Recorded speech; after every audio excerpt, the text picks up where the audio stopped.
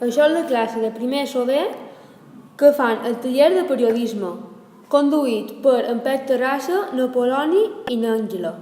Ara el nostre ens explicarà el que fa. Sobre què trata el teu taller i què és el que més t'ha agradat d'ell?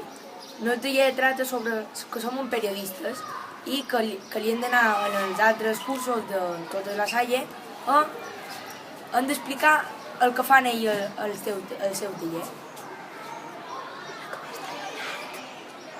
El que més m'ha agradat del nostre taller és que ens hem pogut desenvolupar molt fàcilment a les altres classes i ens han ajudat molt a fer la nostra feina, ser periodistes.